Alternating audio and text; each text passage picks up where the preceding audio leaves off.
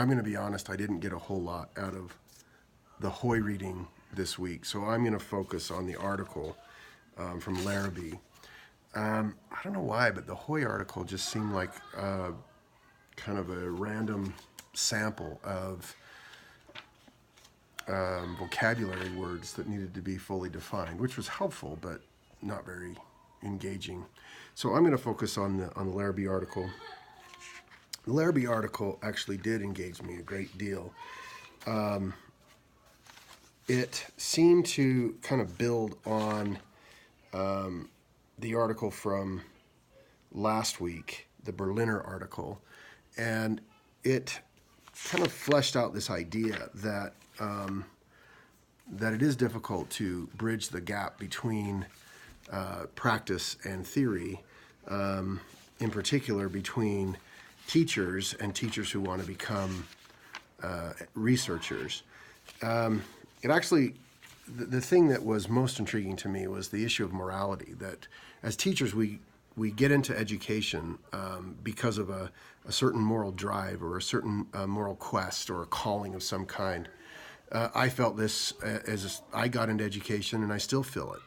And I also admit that it does prevent me from fully letting go of that orientation and trying to embrace a more analytical and more theoretical side of this doctoral program. Maybe I'm more stubborn than most, or maybe it's just the fact that we're in K-12, some of us, and being in K-12 just doesn't have nearly the orientation toward academics that some of you others are experiencing. And so it is a little bit difficult. What I did like from that article more than anything, though, is the discussion of the transition from teacher to researcher. Because clearly there is a way to bridge the gap. And clearly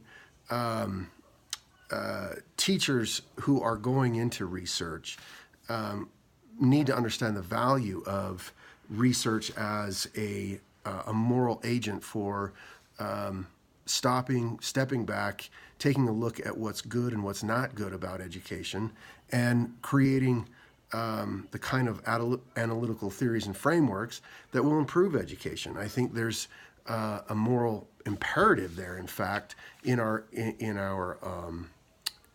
profession, because so often people like me just complain about running the business of education, and we don't stop to think about the ways it might improve if we were to really stop, listen, and observe. You know, I was thinking, however, as a corollary, that teachers are becoming more and more interested in following data to improve their teaching practices. I think of the movement for PLCs, and I think of the movement toward more teacher professional development and observation by administrators. I think all of these things are combining to really do a little bit of what is being suggested by Larabee, and that is creating an environment where teachers can appreciate and implement the analytical portion of the research.